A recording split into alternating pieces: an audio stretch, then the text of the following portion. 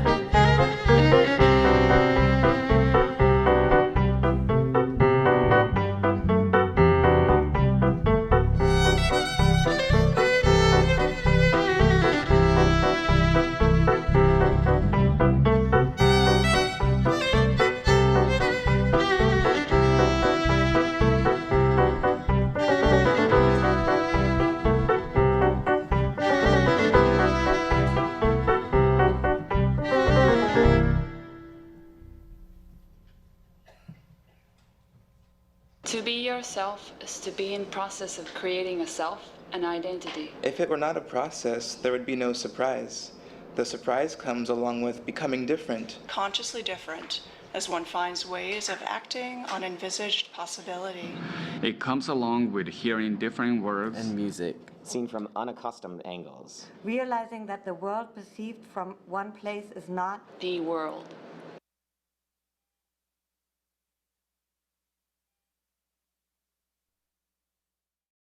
It is my very great honor to welcome you to a celebration of the life of Maxine Greene. We're so honored to have members of Maxine's family in the audience, including her son Tim and his family. Welcome. Unfortunately, Maxine's sister Jean could not be here due to illness. She's in our thoughts, and we send her our very best wishes for a speedy recovery. Trying to sum up what Maxine Greene has meant to Teachers College is a bit like trying to describe what oxygen means to the atmosphere. Her influence is everywhere. We breathe it constantly. It nourishes and sustains us. We cannot imagine life without it.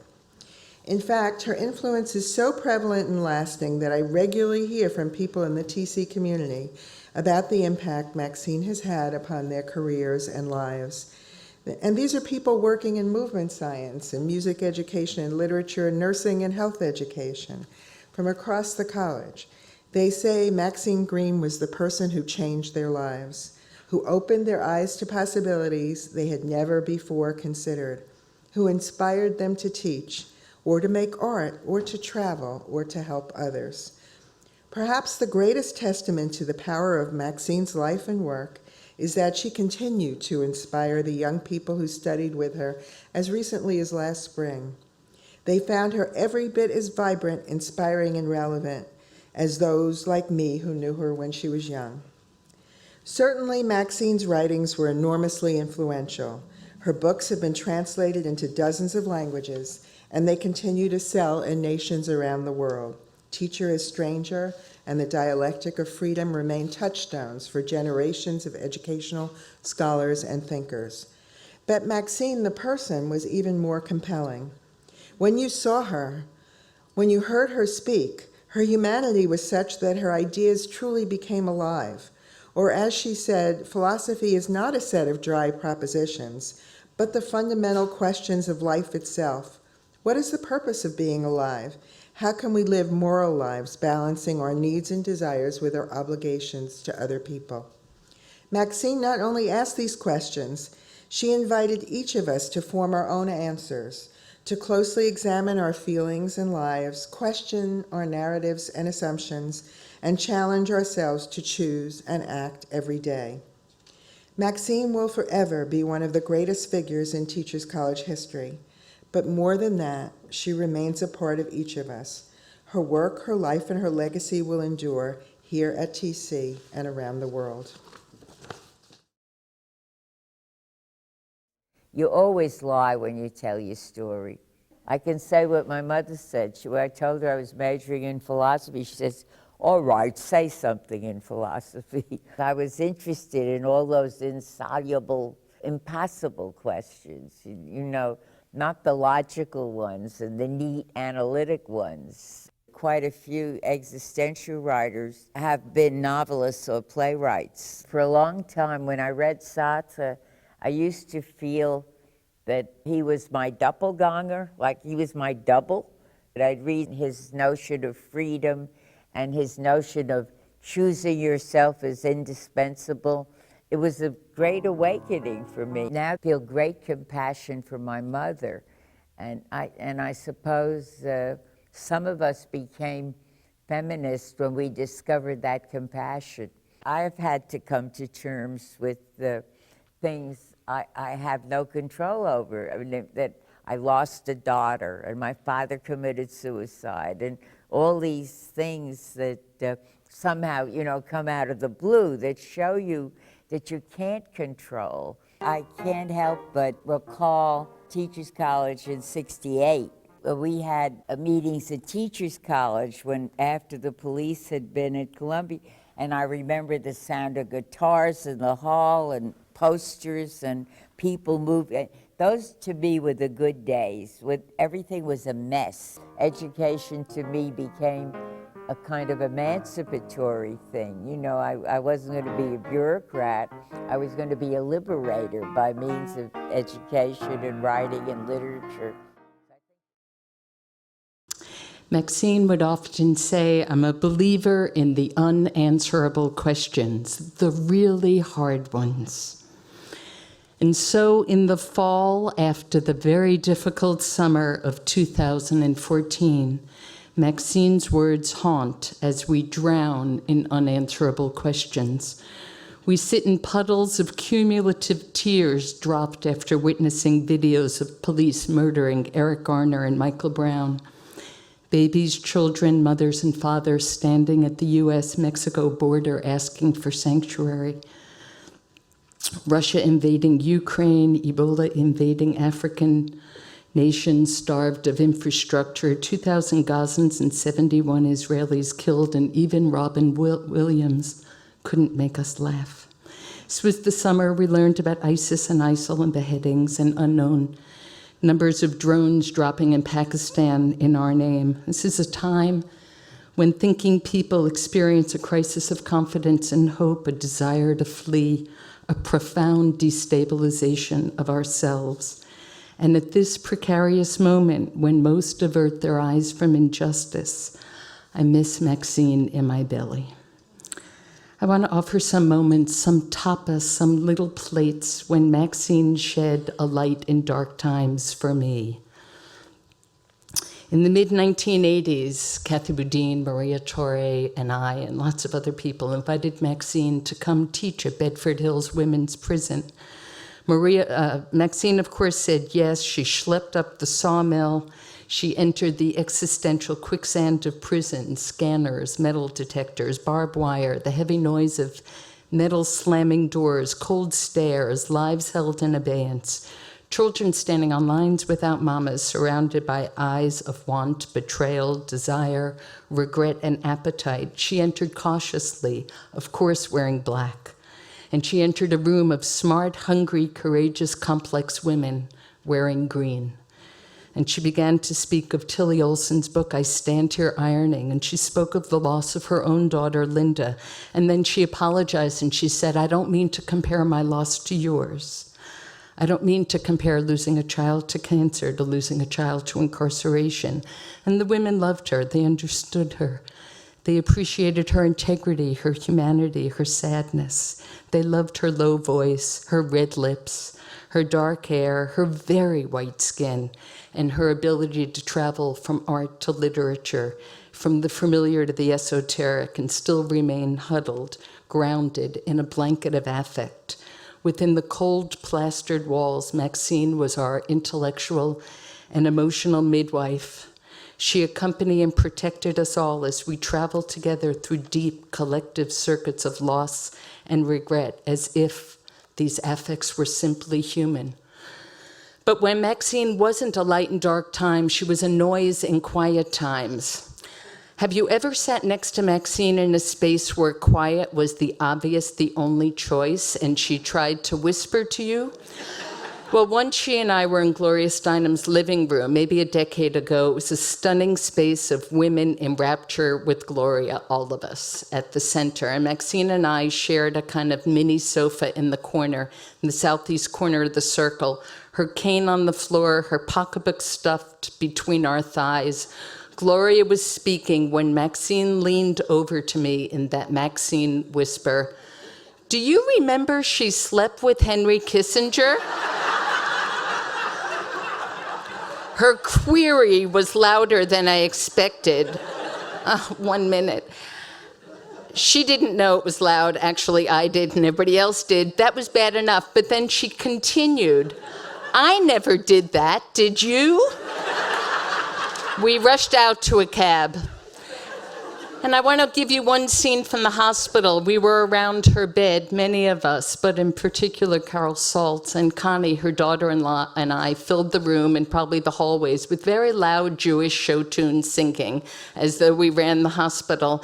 And Maxine was kind of semi-comatose, and then she would muster the strength in her remarkable memory to complete the chorus. And one morning, from her exhausted body, under a crumple of sheets, reordered with love and dedication by Anna, with thirsty lips, parched throat, oxygen, glasses, and eyes of fear. As we were singing, she boomed out, "Solidarity forever, the union makes us strong." And indeed, she knew how to make unions. I will miss her enormously, but I think she would tell us, don't mourn, host a salon, or a movement, or watch the incredible grace of a tree, a poem, a child, a classroom that hums with questions. Put on lipstick. Make time for friends. Be a light in dark times. Goodbye, sweet Maxine, until we meet again. So how is it that you come to know someone from afar? Perhaps it was Maxine's reach, which was beyond measure. Like many, I come to know her through what she does best, through her writing. And through her writing, it helped us realise that there was nothing we can't do. She gave us that permission. Nothing was beyond our reach. There's a variation of a Maxine quote that resonates in many forms. She says, "Art can't change the world, but it can change someone who can." There's the version of this for the visitors who go up to the Macy Gallery. You'll see that up there. Her challenge to us was one of trust. Trust others as you trust yourself. And this was something of a challenge. And I should know, in a way, because she's been teaching me a lot about art and life for a long, long time. I met her through her writing in Australia, and later through the friendship that I shared with her when we were both here. Maxine often described her life as a life in the making. Her life was a quest. Her method was a question. She made things with the materials at hand. Life provided the circumstance, and a deep conviction that things could be otherwise gave her reason and purpose. Maxine's life in the making was a constant search, not to reconcile disparate realities, but to celebrate them. The many multiple identifiers, and she had many of those: teacher, activist, mother, art lover, citizen, New Yorker, American. They're all part of an endless string of experience, and they were constantly being rewoven as new strands of awareness. This is what artists do. And artists never retire from thinking, never stop doing, because there's no end, after all. How long is a piece of string? French artist Dubuffet likened this braided reality to a piece of rope. Like many critics, they often misunderstood his raw style of art, but it didn't upset him. He saw this relationship with critics as a bit like holding a piece of rope, because a strand of rope, when it's closed and nested and snug with everything compatible, but you can take that same strand of rope and momentarily unravel it, and you can be at polar opposites. And that kind of dynamic was very much part of the sort of the undoing and undergoing that animated Maxine's work. It was that dialectic of agreement and dissonance. And it was important that one can never really know what the result may be, other than the fact that we know that we're going to be changed. But for Maxine, the quest was always clear. It's an enduring belief in the common good. Her aesthetics were pragmatic, and she firmly believed that the creative capacity to embrace different worlds was all within our reach. Hers was not a language of postmodern discord, yet there was the same yearning to create a language of thinking, because she was, after all, a philosopher. But the question was about difference by inclusion, a democratic desire that we know is still very much in the making. For Maxine, the possibility that things can be different will always reside in the imagination, and we can be thankful for that. For in the long run, we know that communities of mind are unstoppable. As Maxine says, it is sense-making that brings us together as community. The art of Maxine celebrates the everyday activity of making sense of our worlds. It's how we see, feel, think and act. I know her art will endure and continue to inspire others from afar, and it's enormously gratifying to know that her life journey is still in the making. Thank you. I remember when I was a kid, and some of you may remember that too, especially if you were ambitious girls, like I guess I was, you know. And when my mother and father would have company, the women would talk, and I thought all they were talking about was clothes and charge accounts and shoes, you know, and children. And I didn't care about that. So I would always sneak into where the men were, because whatever they were talking about would be public and important, you know, and I learned that from what I read. I wasn't born thinking that. I still would insist to remember that consciousness is an embodied consciousness. You know, anything that separates the head from the body is false. The reason I read literature as I do, and the reason it's so, is because it poses the questions. What is meaning? What is the point of life? What is fairness? What is kindness? What is our fate? And so on. I'm interested in aesthetics and aesthetic education because I'm interested in what happens between you or me and the wall where the Monet hangs. The work of art only becomes a work of art when you experience it in a certain way. I desire to be nudged into a kind of wide awakeness. What I'm most afraid of in the world is numbness, is not feeling anything, you know, or what Dewey called the anesthetic, which is opposed to the aesthetic. To me, to give art a greater centrality in the classroom, to give imagination a greater centrality, is to introduce into the classroom that image of active interpretation, It's a rejection of a merely passive taking in. I was thinking as she was talking about growing up, what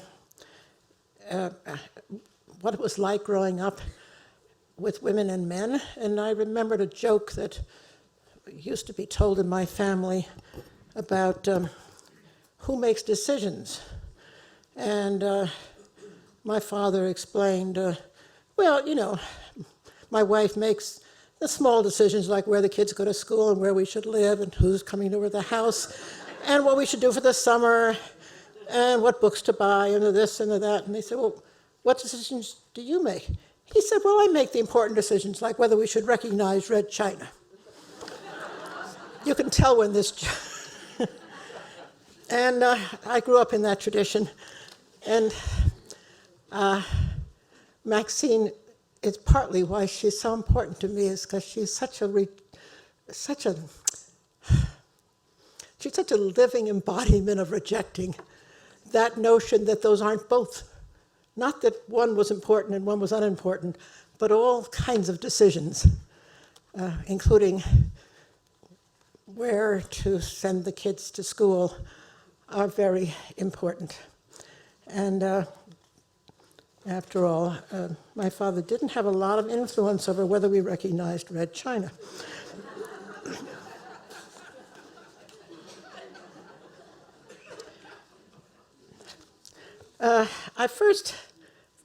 When we started the Coalition of Essential Schools, which some of you may know something about, a project of Ted Sizer's in the early 1980s, he defined the goal of schools as helping students to use their minds well. And that's a very nice, noble effort, but it was left to each coalition school and each of its members how to define that. And he didn't give us the answer. He challenged us to think about the answer. And it was in that context that I began to read Maxine's writing. From trying to remember the name of the book in 1988, just about the time the coalition was getting underway, that helped me think about what underlies the so-called curriculum, the uncommon core that brings us together. Maxine has been a central source for me in this effort, this inquiry. The notion that we could think otherwise underlies the work of, I think, all the best schools.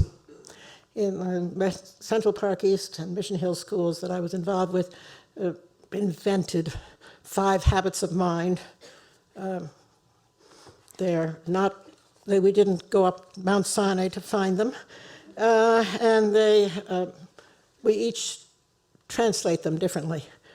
But one of the most important was the habit of mind of what if? What if? To keep our students and ourselves in a state of what if, that there were otherwise, things could be otherwise. And she pushed us to think about what otherwise might mean. Thank you, Maxine. I keep partly expecting her to appear here and answer me and argue with me and explain to me why some of my formulations may not be quite the way, quite right. She spent a lifetime, though, exploring the dilemma confronting democracy, which rests on something called community, which in turn rests on hearing out our fellow humans, including those with profoundly different ways of seeing the world, and in fact, considering the possibility that we might be wrong, and in fact that everything I've just said might be wrong. I don't think so, but possibility. I think of the time that I was crossing the Long Island Sound with a friend who was a sailor, and I looked out at the rays of the sun, and I exclaimed in delight, "You know, the rays of the sun are coming right to me. Isn't that amazing?" And my friend the sailor said, "Well, you know, they happen to be coming right to me also." And I said, "No, I can see there's no light leading to you." And he said, "Well, come over here." And if you moved, as I moved into that other place, lo and behold, the sun's rays kept coming to me until it came to him. That's the excitement of working with young children. The benefit, the great advantage, those of us who started professional life as kindergarten teachers, to see the world afresh, always to be intrigued. You know, I get furious when young people tell me the little children are so cute. They probably are. But they're mostly amazing and interesting, and they challenge my intellectual outlook on the world. A child probably would have understood those rays of light more readily than I did. Her work is as relevant to me today as it was 20, 30, 40 years ago. She opens one of her chapters in Releasing the Imaginations this way. She says, "Academic rigor, high standards, common learning, technical proficiency, equity and excellence are themes that have arisen over and over again." It's a statement of the issues we're confronting today, struggling to do what she suggested, which is to challenge the framework, the limits of the official language, exceeding and not exceeding to the conceptual taken for granted, pushing ourselves to think, what are we taking for granted that might be otherwise? Things might be, she reminds us over and over, otherwise than proposed. I should think of her every time I push myself to think otherwise, even when it means questioning my own mantras.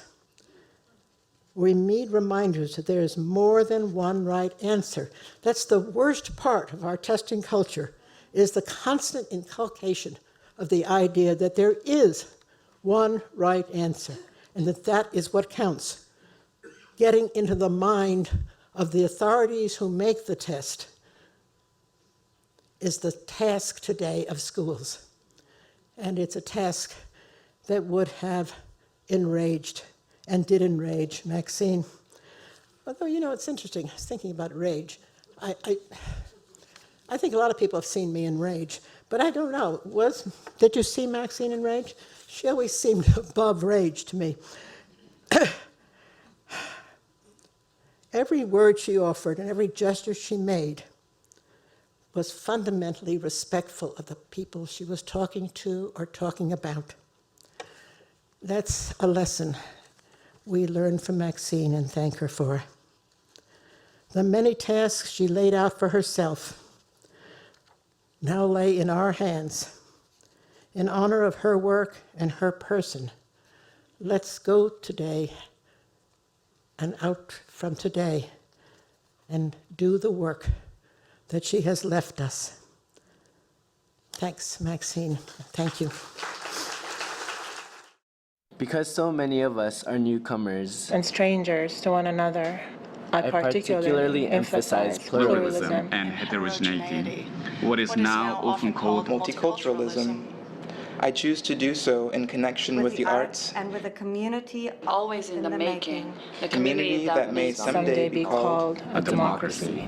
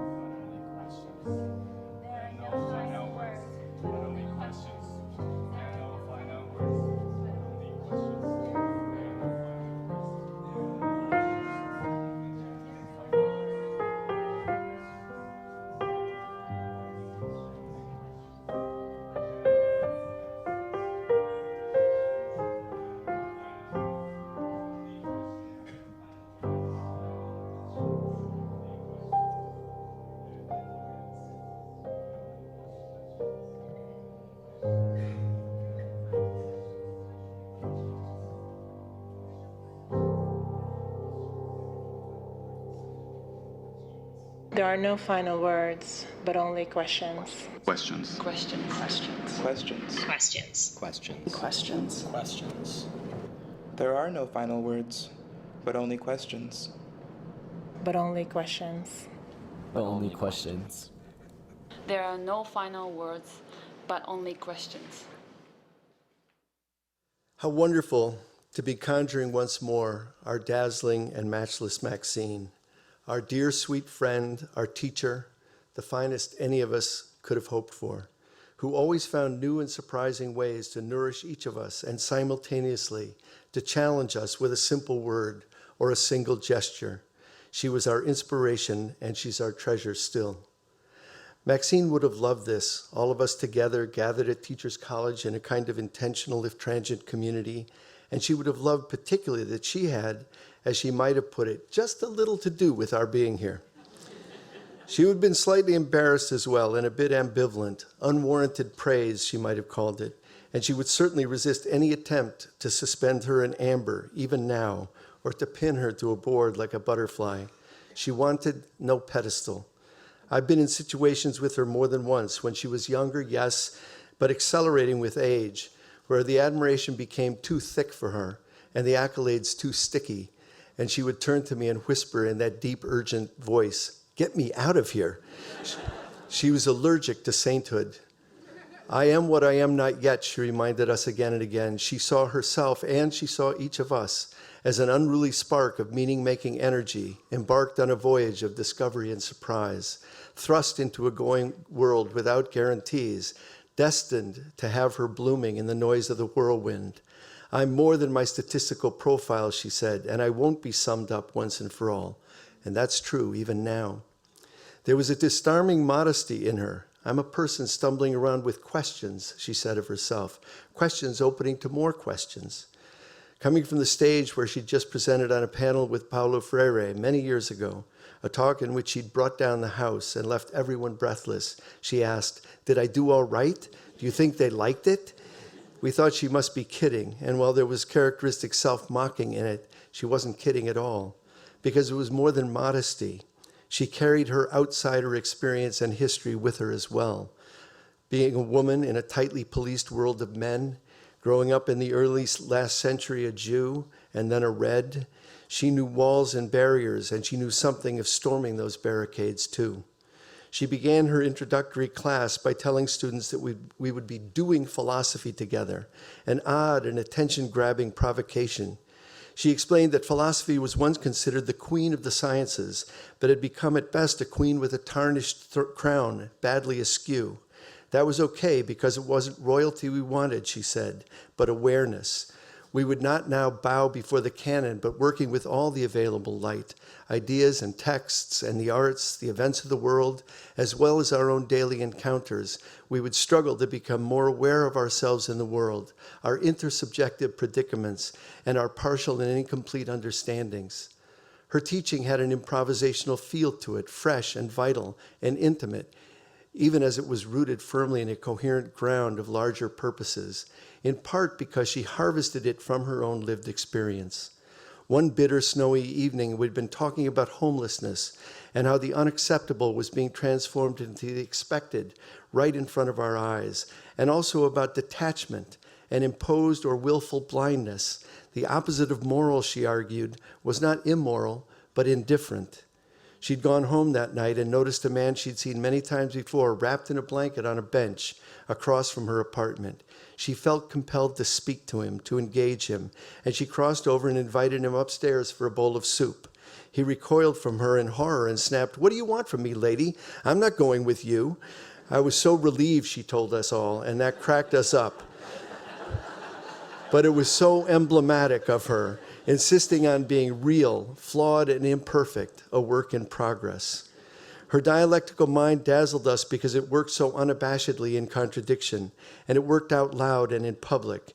She said in class once, speaking then of the power of punk rock, that she thought it was critical, of course, that we construct our own tastes and values for ourselves, our own aesthetic awareness, that we choose, for example, the musical encounters that moved and enlightened us, but that she hoped secretly we would all choose Bach. Those who cherry pick from the vast expanse of her project, embracing the aesthetic and discarding the political, for example, or reducing her critique to a useful formula in this or that reform debate, or again, grasping the radical politics but rejecting the powerful ways that an engagement with the arts, urged voyages not yet taken, are missing the heart of the matter. The great theme of her life was the dialectic of freedom. There could be no freedom where the forces pressing down upon us, forces of oppression and exploitation, racism and discrimination, pestilence and plague, were seen as natural or given. It's when we look at the world as if it could be otherwise, when we reach for possibility, that we might open a space for the pursuit of freedom. Awareness and wide awakeness, opening our eyes, this was where it started for her, and it was accompanied by a sense of wonder, taking nothing for granted, continually astonished at the beauty and the ecstasy we find all around us, as well as the suffering and the unnecessary pain that human beings visit upon one another. Always a sense of incompleteness, and then, of course, the obligation to act, imperfectly to be sure, on whatever the known demands of us, and on, forever. Pay attention, be astonished, act, doubt, repeat. She urged us to defend the weak, to defy oppressive or even imperfect authority, to criticize orthodoxy and dogma, stereotype and received wisdom of every kind. She invited us to say goodbye to schooling as an arid, dry, self-referencing, and self-satisfied affair, to teaching as a mechanical, trivial pursuit of the obvious, to deference, didacticism, ego, and complacency in a heartless world, to prisons and border guards and walls, whether in our own minds or in the lives of our students, whether in Texas or in Palestine, and to quarantines, deletions, and closures. Goodbye to all of that. She welcomed the unknown, the marvelous, the poetics of resistance, history, and agency. Last June, on the day of the family funeral for Maxine, we attended an informal student gathering and memorial here at TC and heard a kaleidoscope of heartfelt remembrances. A theme circled in and out of the conversation as person after person expressed a common feeling. Maxine was one of my best friends. It was unrehearsed, it was genuine, it was spontaneous and intimate, and it's a feeling echoing around this room today. Maxine and I were definitely best friends. Hundreds, perhaps thousands of us share that bond, and there's one more lesson here, a lesson in the enormous power, can I say a kind of secular sacredness, to be found in being fully present, fully and entirely at hand with another human being. That was another gift she gave us. Maxine Greene, presente. The first time I saw Maxine Greene was on stage, I believe it was 1983, the University of Massachusetts in Amherst, where I was a fairly new faculty member. Kathy Walsh and Juana Lestia had put on a conference where they invited these two incredible people, Paulo Freire and Maxine Greene. And so it was this momentous meeting. And what I remember most about that is cigarette smoke billowing around Maxine's head and gems of wisdom falling from her lips. I was awestruck. Then in 1992, there was a weekend seminar that I had been surprisingly invited to. I was very surprised, in Vermont at Antioch College. And I was awestruck in a different way. There I was with Maxine and Ira Shore and Chet Bowles. She did a brilliant talk and turned to me, it's funny that Bill remembered the same thing, and said, "Sonia, was that all right?" I was stunned. Stunned. How could it not be all right? Ira Shore, at almost exactly the same instant, turned to me and said, "Imagine being in that head." Although I was never Maxine's formal student or her colleague, she inspired me always. I never did make it to one of her salons, although she invited me on a couple of occasions. And when I was awarded the Social Justice and Education Award from AERA in 2008, when AERA was in New York City, she was so pleased, and she wanted to host a cocktail for me at her home. But between her health, which was already compromised, and my schedule, we just couldn't make it happen. A few years later, Herb Cole organized a talk, a sort of salon at which Michelle Fine and I were together also. And what I remember most about that, of course, her brilliant words. She was waving around a piece of paper where she had typed some things. And Michelle turned to me and said, "I love the lipstick," because there was lipstick all over the paper. And I loved it too. So even though I was never formally Maxine's student, and although I never got to her apartment, this doesn't mean I didn't learn a great deal from her. Some of the words that come to me when I think of Maxine are trust. Trust yourself, your fellow human beings, young people, artists. Trust humanity. Wonder. Wonder at the unexplored possibilities of everything. Question everything, lovingly, compassionately, critically, beautifully, in that language that she had, which is, I don't know if we'll ever hear anybody talk that way again. And always in the context of community. Embrace difference. You know, for me as a Puerto Rican woman, it was beautiful to see Maxine talk about diversity of all kinds.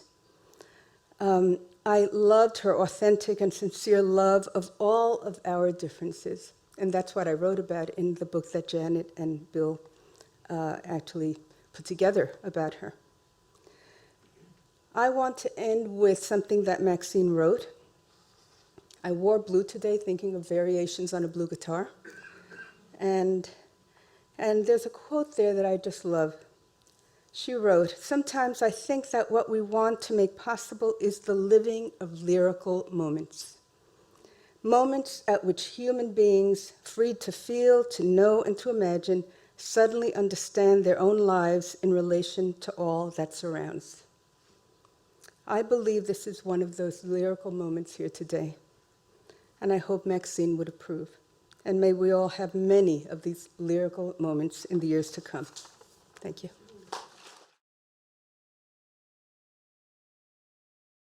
She always would say, "I'm doing philosophy." The word do is vitally important there. Maxine's philosophy was so about being in the world and constantly questioning the nature of that being in the world, and then questioning the world too. How am I seeing the world? What's framing how I'm seeing? And that all came out of her philosophical orientations, existential, phenomenological, and particularly she would quote Sartre so much about, as humans we're condemned to making meaning. We must every day choose. We must choose ourselves, we must choose how we want to be in the world. And it was always about taking action. But also really learning to understand the normative. What is there now? What are we living with? It wasn't separated from reality, from the world, this idea of seeing things as if they could be otherwise.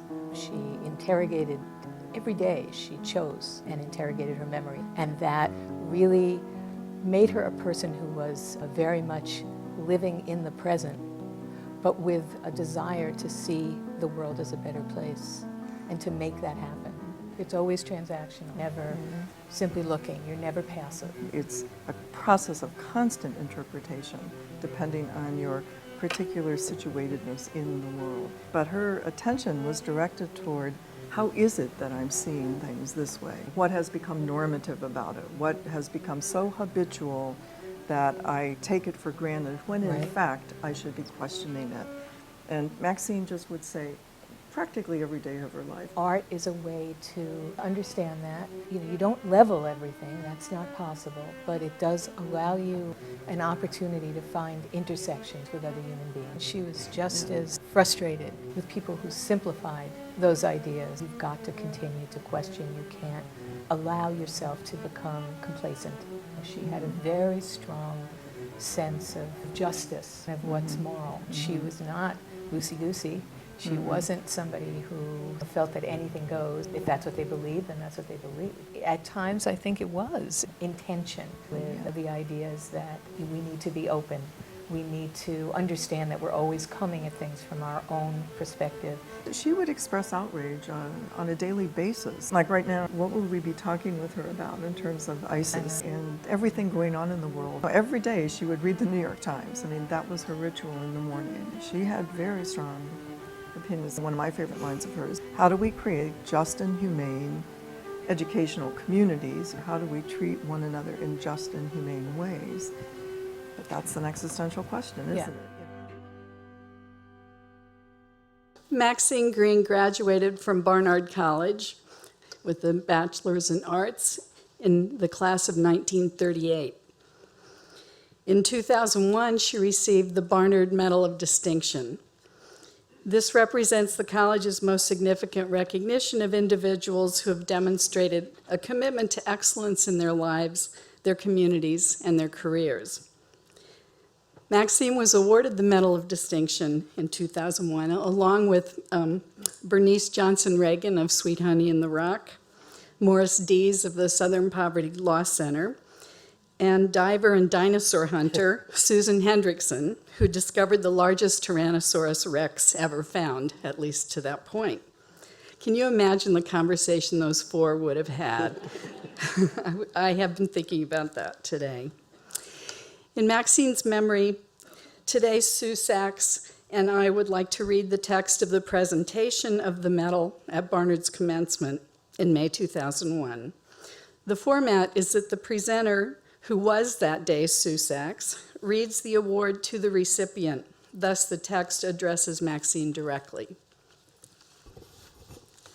With love and respect, on May 15, 2001, I address Barnard College's then president, Judah Shapiro, who is disappointed not to be here today, and to present the 2001 Barnard Medal of Distinction to Maxine Greene.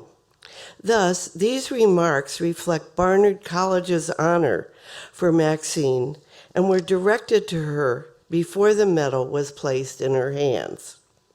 Maxine Greene, educator, philosopher, mentor to untold numbers of teachers in our public education, you exemplify your own belief that freedom means accepting responsibility, both for one's experience of the world and for the others who share this world.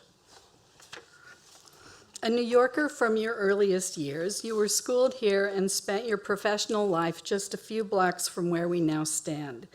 But that's only your physical world. You have lived equally in the world of ideas, reminding us always of the capacity for reflection on our own actions is what distinguishes us as human beings. Your belief in the educative value of diverse cultures is deeply rooted in your commitment to democracy as a way of life. You have written that since there are no final agreements, teachers and students should simply learn to love the questions. Today, when our system of public education is challenged, as never before, but constantly more culturally diversified populations, and criticized as never before too, you remain in your time and ahead of those times. This is 2001. One of your professional colleagues has described you as a philosopher who, for over 30 years, has reminded us of the reach and power of the imagination. In fact, I often have told my classes, you have encouraged us to disrupt common sense, to imagine what could be, and then aim to get there. Your own imaginative reach extends beyond the classroom, beyond research and writing. Witness the monthly educational salons in your home for city school teachers and your volunteer counseling in a Bronx high school. And there's your deep understanding of art in its many forms, interests that led you not only to teach courses in aesthetics, but to donate a collection of artwork and books to Teachers College Milbank Memorial Library. You have said that education at its best teaches people to embrace ambiguity, to notice the unusual without fear, and to look upon the ordinary with new eyes. You are your own best example of that Maxine maxim.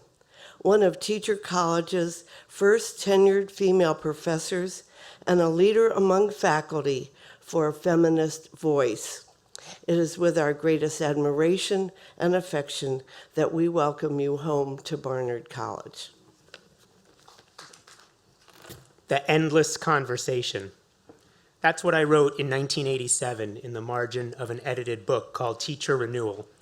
I wrote it while I was a student and Maxine was speaking about her chapter in that book. She called for an endless conversation, a dialogue without restraint, and discourse without resolution. Have any of us ever met anyone who lived their life more by those ideas? She might have said the endless salon at my house, or the dinner table that always fits a few more. Every single time I saw Maxine, she picked up the conversation exactly where we had last left it, as if I were one of only 6 people who had been in her apartment in the intervening months. But of course, she had talked to hundreds, exchanged letters and notes and phone calls with hundreds more. Did you finish that article you were working on about, and she would fill in whatever article it was. Do you still think that Obama is, and she would repeat back to me whatever it was I had last said about Obama the last time we had met. How's your sister Miriam, she would ask. Or, when Carol was here, we talked about Bill's new book. Have you read it? There are only a few of us who know how to live life so fully. Salons, students, concerts, lectures, reading up, dressing down, imagining the possible for our children and for their children. As so-and-so in this novel by so-and-so, she would say, as if all of us were as intimately familiar with the characters of every book written in the last 200 years as she was. She might say about Amir speaking to his friend Rahim in The Kite Runner, or Ren and Toby from The Year of the Flood, or Dorothea and Mr. Casaubon from Middlemarch, or so-and-so from Shakespeare, and this and that from Roth's American Pastoral. Who could read all these books, I thought? How did she remember so many characters? She's 4 decades older than I am, and I feel lucky to be able to remember the title of these books. But it didn't matter. The quotation from the fictional character captured the point perfectly. Maxine always brought us to those places in our imagination that so often pass unnoticed. The ones that, when given the attention they deserve, nourish our curiosity and the sense of the possible. She inspired teachers and scholars alike, in fact, blurring that very distinction. Of course, a conversation without end does not imply a purposeless conversation or a weak one. Creativity and imagination were not just idle words when spoken by Maxine. I was thinking about how we often talk about how standardization of the curriculum is the enemy of creativity and imagination. But we forget, and Maxine reminds us again and again that the reverse is also true, that creativity and imagination are the enemies of standardization, powerful counterforces to the dull and the dreary, worthy adversaries against uniformity and conformity. Maxine nudged us to recognize education as a beautifully human enterprise, built not on disconnected and disembodied facts, but on the language of freedom, beauty, art, and poetry. Mary Oliver, in her poem, The Summer Day, says this: I do know how to pay attention, how to fall down into the grass, how to kneel in the grass, how to be idle and blessed, how to stroll through the fields, which is what I have been doing all day. Tell me, what else should I have done? Doesn't everything die at last and too soon? Tell me, what is it you plan to do with your one wild and precious life? Maxine, a mentor and friend to so many of us, lived a wild and precious life. Thank you. I'm very happy to be here at this spiritual gathering of Maxine's family and her extended tribe. I knew her for over 20 years, starting with my arrival here at Teachers College in 1990, and then continuing after I moved to NYU. And for most of those years, we would meet every couple of weeks or so, usually on a Sunday, and I would sit at her dining room table and we would just talk for most of the afternoon. We'd talk about philosophy, poetry, politics, literature, art. I always left the building with this inspiring living proof that it's possible to be a consummate humanist in the field of education. But of course, we also talked about her struggles in the pursuit of that particular calling. As many of you know, she began her career at a time when much of academia really didn't take women very seriously. And towards its end, we as a country entered a period of growing inequality and at home and perpetual war abroad. That's why, thinking of Maxine's example today, I was reminded of some lines by a writer that she particularly loved, Hannah Arendt. And in this passage, Arendt is talking about, she's sort of pondering the capacity of another philosopher, Karl Jaspers, and how it was that Jaspers was able to persevere in his work in Germany, even during the Nazi era. And of course, as we hear this, maybe we'll think of the philosopher who's close to us today. Arendt writes, "It was self-evident that he would remain firm in the midst of catastrophe, but that the whole thing could never become even a temptation for him. This, which is less self-evident, was his inviolability, and to those who knew of him, it meant far more than resistance and heroicism. It meant a confidence that needed no confirmation, an assurance that in times in which everything could happen, one thing could not happen. What Jaspers represented then, when he was entirely alone, was not Germany, but what was left of humanitas in Germany. It was as if he alone, in his inviolability, could illuminate that space which reason creates and preserves between men, and as if the light and breath of this space would survive even if only one man were to remain in it. Not that this was actually so, or even could have been so. Jaspers has often said, the individual by himself cannot be reasonable. In this sense, he was never alone, nor did he think very highly of such solitude. The humanitas whose existence he guaranteed grew from the native region of his thought, and this region was never unpopulated. What distinguishes Jaspers is that he is more at home in this region of reason and freedom, knows his way about it with greater sureness than others who may be acquainted with it, but cannot endure living constantly in it. Because his existence was governed by the passion for light itself, he was able to be like a light in the darkness, glowing from some hidden source of luminosity. He need only dream himself, as it were, back into his personal origins, and then out again into the breath of humanity, to convince himself that even in isolation, he does not represent a private opinion, but a different, still hidden, public view, a footpath, as Kant put it, which someday no doubt will widen out into a great highway.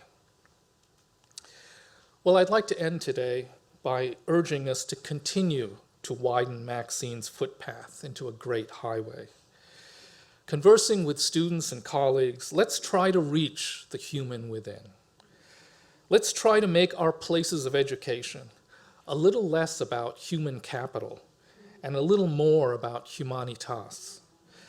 Let's try to create that world of light where Maxine Greene is the everyday rule rather than the heroic exception. Long live Maxine Greene. Well, we gathered today to remember and to celebrate. We made music, we danced, we raised our voices. And in closing, there is no closing. We don't know how to end because we need to begin. We do remember the beautiful mind, the adventurous spirit, the caustic wit, the disruption of our days, and the enlivening of imagination.